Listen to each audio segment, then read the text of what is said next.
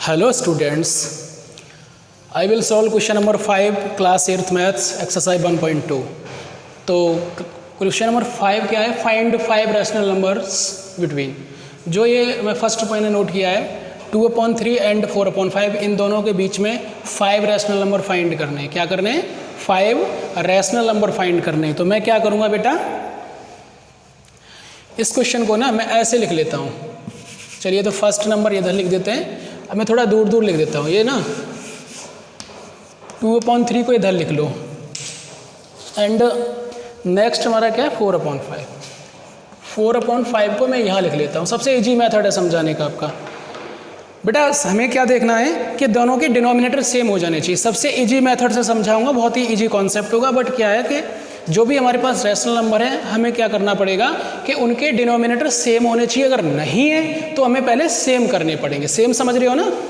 लेकिन देखा आपने इसका क्या है 2/3 है बट, और इधर देखा तो 4/5 है। डिफरेंट डिनोमिनेटर है और डिफरेंट डिनोमिनेटर का मतलब है कि हमारा क्वेश्चन अभी सॉल्व नहीं हो सकता। तो हम क्या करेंगे कि अगर मैं इसमें 5 से दे दूं ऊपर नीचे मल्टीप्लाई और इसमें दे दूं 3 से, बात समझ में आ गई होगी।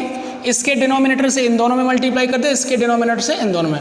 और याद रखना जो भी मल्टीप्लाई डिवाइड एडिशन सब्ट्रैक्शन जो भी अपनी तरफ से करते हैं वो दोनों में करते हैं। जैसे मैंने 5 का मल्टीप्लाई किया, ऐसा नहीं कि सिर्फ डिनोमिनेटर में किया, मैंने डिनोमिनेटर एंड डिनोमिनेटर दोनों में किया। दोनों में करेंगे तो क्या होता है, देखो 5 से 5 कैंसिल हो जाएगा और आपके पास क्या बचेगा, यही बचेगा, है ना। बट हमें अपने क्वेश्चन को सॉल्व करने के लिए हम ऐसा कर सकते हैं। तो 2 5 जा 10 हो जाएगा, 3 5 जा 15 और इधर भी लिख लो 4 3 जा 12 होगा, 5 3 जा 15। डिनोमिनेटर सेम हो गए बट आपको नंबर कितने चाहिए? 5 चाहिए। क्या 10 के बाद 11/15 एंड 12/15 तो है ही। तो हमें क्या एक नंबर बीच में मिल रहा है। इनके बिटवीन नंबर जो बीच में नंबर है ना ओनली 1 मिल रहा है और हमें चाहिए कितने? 5 चाहिए। तो मैं क्या करूं कि कुछ अपनी तरफ से, अगर मैं जैसे मान लो 2 का डिवाइड करता हूं तो यहाँ क्या आ जाएगा 20/30 या 24। तो आपने देखा क्या 20 और 24 के बीच में 5 रैशनल नंबर आएंगे? नहीं आएंगे ना। तो ये भी 2 का भी नहीं कर सकते। मैं क्या करूँगा 3 का कर लेता हूँ। अच्छा, इससे पहले मैंने एक और बात बताई थी आपको कि जितने पूछे जाएं उससे आप एक ज़्यादा से मल्टीप्लाई कर दो। जितने पूछे जाएं उससे आप एक ज़्यादा से कर दो। सबसे इजी मेथड वही समझा देते हैं हम। चलिए, डिनोमिनेटर सेम करने के बाद, जब डिनोमिनेटर सेम हो जाए तो जितना आपसे फाइंड करने को कहा जाता है उससे एक ज़्यादा ले लें। तो 5 है बेटा 6 ले लेते हैं, ठीक है ना। इसमें भी 6 से ऊपर नीचे कर देते हैं। जरूरी ये नहीं 6 से, मैं 3 से करके भी आंसर आ सकता है ना। 2 से नहीं आ रहा है, 3 से आ जाएगा, 4 से आ जाएगा, 5 से किसी से भी आ जाएगा। क्योंकि देखो अगर हम एक ज़्यादा लेंगे कहीं कहीं ज़्यादा बड़े नंबर हो जाते हैं तो दिक्कत आती है, इसलिए। तो ऊपर हो जाएगा 60, 6 10 या 60, 15 6 जा 90। इधर कितना होगा 72 एंड 90।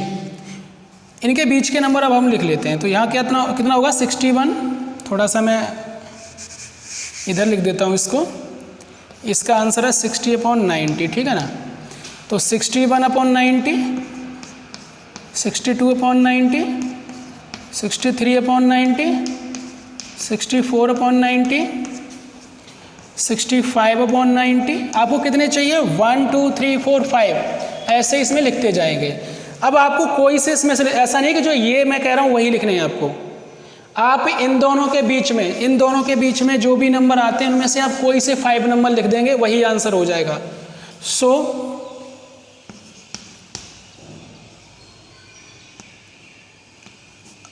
क्लियरली आंसर डायरेक्ट यही लिख देते हैं 90। आप लिख सकते हो 5 रैशनल नंबर इक्वल इतना, ठीक है ना।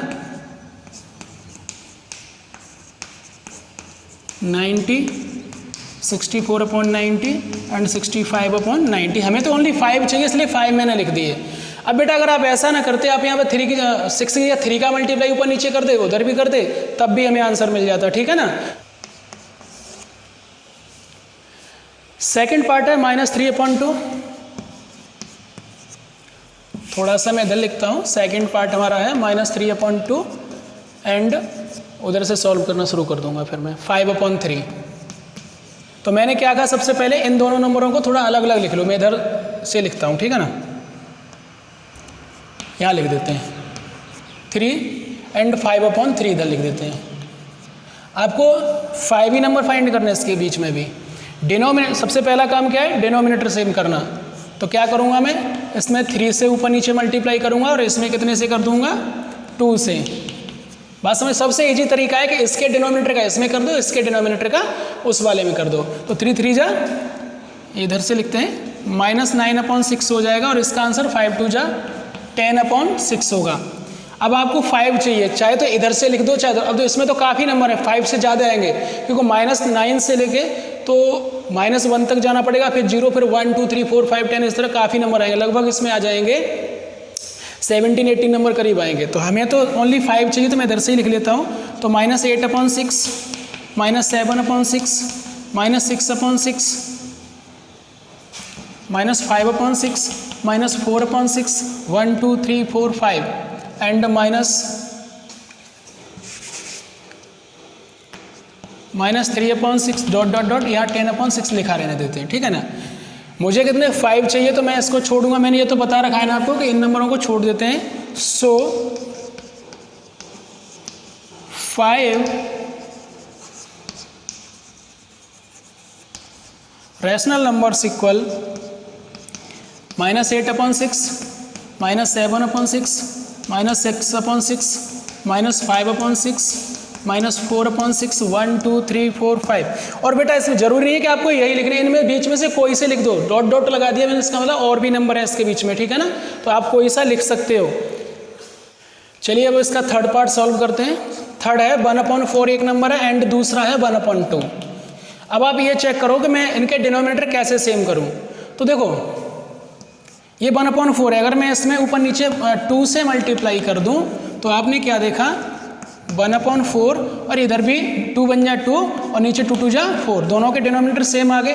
बट आपने क्या ये देखा, 1 और 2 के बीच में क्या 5 नंबर मिल रहे हैं, नहीं मिल रहे। तो हम क्या करेंगे, मैं क्या करूँगा कि इसमें 6 से मल्टीप्लाई कर देता हूँ। और भी तरीके, जरूरी नहीं है 6 से ही करना है, और भी तरीके, ठीक है। तो 6 बन जा 6 हो जाएगा, नीचे 4 6 जा 24 और बेटा 6 2 जा 12 हो जाएगा और 24, ठीक है। अब इनके बीच में आराम से मिल जाएंगे। तो 7/24, फिर 8/24, फिर 9/24, 10/24, 11/24। आपने क्या देखा, 1 2 3 4 5।